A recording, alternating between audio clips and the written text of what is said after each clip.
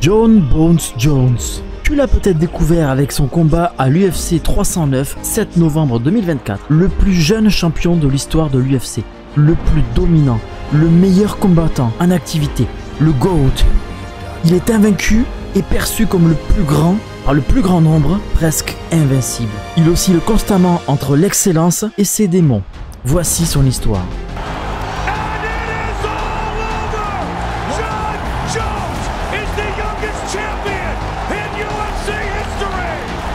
Jon Bones Jones est né le 19 juillet 1987 dans une famille normale. Son père est même pasteur. Il est issu d'une fratrie de grands sportifs, tous des professionnels dans le sport, à haut niveau, mais eux dans le foot US. Ils ont tous eu des carrières accomplies, deux colosses de frères, Chandler et Arthur Jones.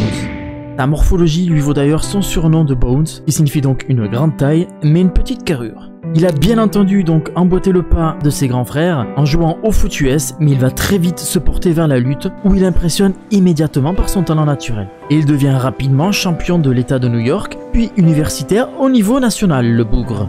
Rien que ça. En 2008, donc, le belâtre stoppe ses études de sciences criminelles au Marysville Star College, sois pas impressionné par mon accent, pour se lancer dans une carrière pro en MMA. La raison, sa compagne attendait un enfant, et il fallait faire chauffer la marmite. Et voilà donc notre protagoniste à l'âge de 20 ans, installé dans le circuit. Il se paie déjà le luxe d'avoir 6 victoires d'affilée, sans aucune défaite. Il fait son tout premier combat pro en avril 2008 et il s'empare rapidement donc du titre poids mi-lourd de l'organisation dans laquelle il combat. C'est grâce donc à sa distribution bénévole de salades de phalanges et ses victoires sans aucune défaite, il attire l'attention de ce mec. C'est Dana White, le big boss de l'UFC. Et il le signe donc et nous voilà au début de sa légende. Premier combat UFC à l'UFC 87 en août 2008. Il est appelé donc en short notice pour remplacer un combattant. Il est censé donc être le faire valoir. Mais Jon Bones Jones lui sert le complet avec sa spéciale les amener au sol, assorti de coups de derrière les fagots. Il va clairement lui péter la gueule et remporter sa première victoire à l'UFC. Son second combat est booké contre Bonaf pour l'UFC 94 en janvier 2009. Là encore, il l'emporte grâce à sa lutte et son aisance assortie d'une technique pied-point de l'enfer. C'est sur son coup de coude retourné des familles qu'il va mettre son adversaire en orbite. D'ailleurs, je pense que si on l'avait pas rattrapé au vol, il serait toujours en train de tourner. Je suis pas venu ici pour souffrir, ok?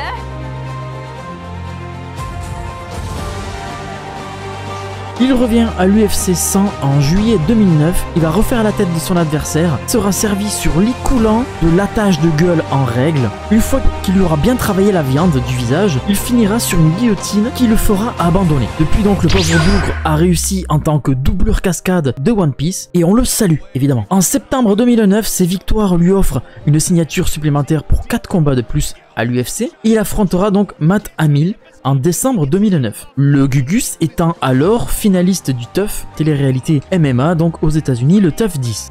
Non, François, ça va pas, hein, ça va plus du tout. Il le domine clairement et lui fait déguster ses coudes.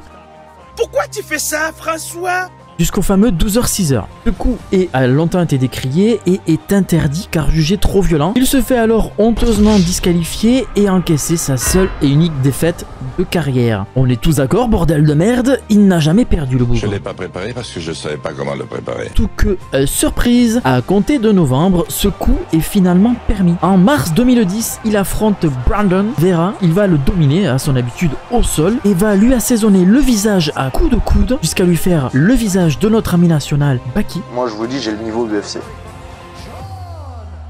En août 2010, donc, il combat contre Vladimir Matsuyenko, à tes souhaits évidemment, ancien champion mi-lourd, et pour autant, il le détruit dans sa première reprise en le maîtrisant comme s'il avait affaire à un amateur. Il passe alors donc dans le top 8 des meilleurs combattants mondiaux.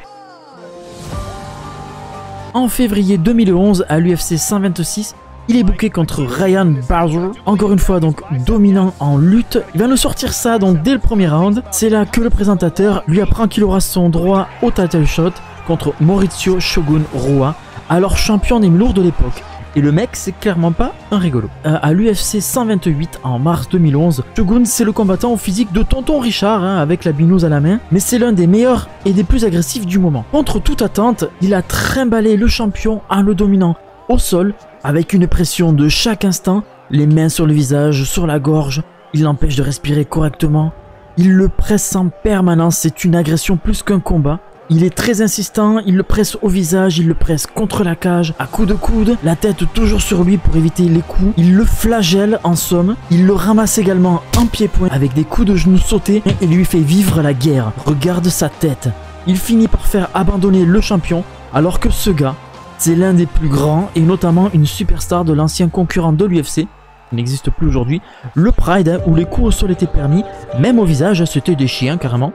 Et comme tu vois donc, il fait peine à voir l'animal. Il devient alors le champion mi-lourd, le plus jeune champion de l'histoire du MMA à 23 balais. C'est alors que Joe Rogan prend la parole et dira cette phrase. Maxi 2M UFC Polishwai 2I1. Yes, say 2. What the chuck, bro? What the chuck? Ensuite, pour sa première défense de titre, il est opposé à une autre grosse star du Pride. Alors sur une série de victoires impressionnantes, alors que rien ne semblait pouvoir l'arrêter, il lui donne même la réputation d'être imbattable, Quinton Rampage Jackson, à l'UFC 135 de septembre 2011. Il lui sort des saisies dont seul lui a le secret, regarde-moi ça, le bougre. On voit dans son regard la perte d'espoir. Jon Jones ira même jusqu'à l'humilier à la fin du 3e round, au moment où il le balance comme une serviette qu'on a sur la tête, pour finalement se faire étrangler au 4e round. Et des légendes comme ça, il va en éteindre plusieurs. Le prochain sur la liste, ce sera Lyoto Machida, l'un des meilleurs combattants et l'un de mes préférés à cette époque, à l'UFC 140 en décembre de la même année. Sa défaite est effrayante, je te la fais courte parce que tu commences à t'endormir, je sens tes petits yeux qui se ferment, mon petit cocotier des Maldives. Il devient alors le second représentant en matelas du MMA après Cédric Doumbé. Il sera ensuite opposé à son ancien partenaire d'entraînement et ami à l'UFC 145 en avril 2012. Et la victoire ira à la décision.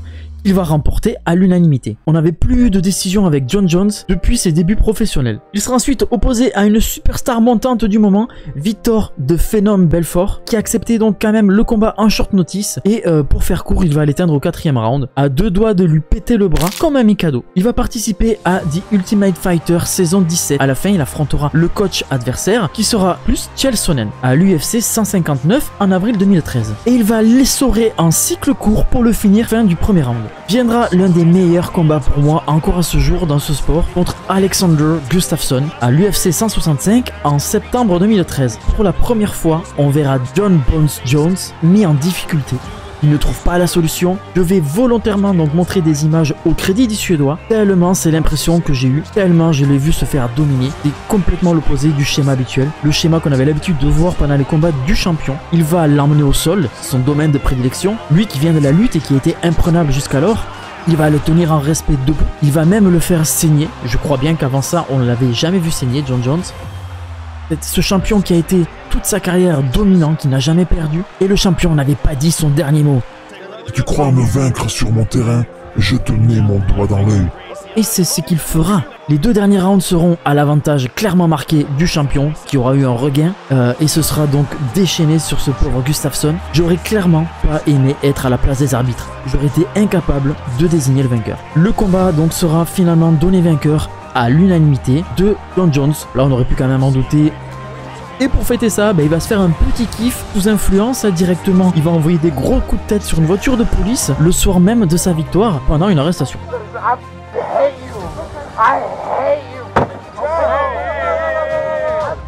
Il a eu des hauts et des bas, donc, mais dans sa vie personnelle, ça part clairement en couille. Je vais accélérer à mon petit guacamole du Vésuve. Mon prochain combat est à l'UFC 172 en avril 2014 contre Glover Teixeira. Là encore, victoire à la décision unanime. Et seulement donc en janvier 2015, lors de l'UFC 182, qu'il défend sa ceinture contre Daniel Cormier. Venant également donc de la lutte, il lui infligera sa première défaite en MMA par décision unanime encore une fois. Au mois d'avril donc 2015, quelques semaines avant son combat, Jon Jones est impliqué dans un gros accident avec délit de fuite. Le nouvel écart de vie lui coûtera une destitution de son titre avec une suspension indéfinie.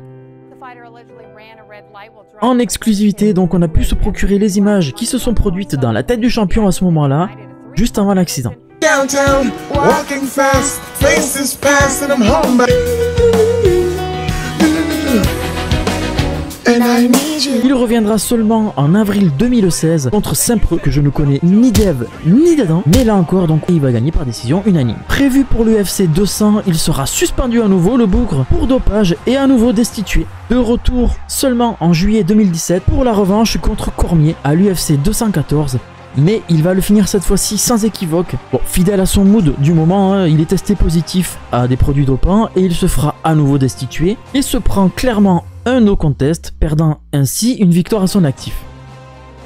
En décembre 2018, plus d'1 an après, on organise sa revanche contre Gustafsson, qui brillera bien moins cette fois-ci et il le fera même s'éteindre à l'UFC 232. Il défendra donc 3 fois sa ceinture demi-lourd avant de basculer donc dans la catégorie des lourds. Il sera matché donc contre notre Cyril Bongamin Gane après 3 ans sans aucune compétition. Il va mettre le Bongamin au coin. Oh, j'ai vu toute ma vie défiler devant mes yeux. Et l'étrangler de la plus rapide des manières en un peu plus de 2 minutes.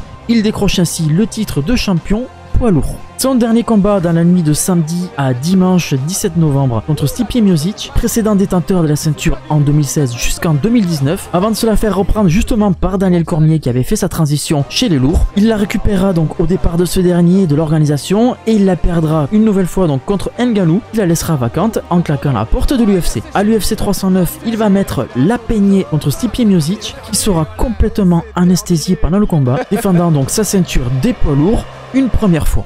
Alors malgré tous ces débordements, suspensions, aller-retour en enfer, avec ou sans ascenseur, et contre lui-même, il reste l'un des plus grands sportifs et il reste invaincu. Personnellement, donc le vrai combat pour moi, ce serait contre Thomas Spinal. Ce combat donc pourrait être le combat du siècle, mais pas pour lui. One of the guys that really gets my attention is Alex Pereira. You know, him and I are both 37 years old. Alex is actually out competing. He's just so active. You know, he's not on Instagram saying how bad he wants to fight. He's not living like one of these influencers. He's out there competing. I think the only person that I've seen Aspinall fight against was Andrei Arlovski, and Andrei was very old. I mean, when Aspinall won his championship, he won against Sergey. And Sergey just got his butt kicked by somebody else recently. I'm not in the business of fighting what's hot right now. At this stage of my career, it's about true legacy. And like, I have nothing but killers on my resume. And if I could do that with a guy like Pereira, a guy who's very proven, that would mean a lot more to me. Lui donc semblera préférer Pereira, qui me paraît moi moins complet, surtout au niveau de son sol, mais ça promet également une belle guerre. Pour l'instant donc on n'en sait pas plus. Dana White avait pourtant dit. But for you personally, do you still want to see the winner of this fight Tom Aspinall to unify the heavyweight title? The winner should absolutely fight Tom. Si tu aimes ce genre de vidéo, n'hésite pas à lâcher un gros like, un commentaire pour m'indiquer ton pronostic et surtout, what the check bro. What the check?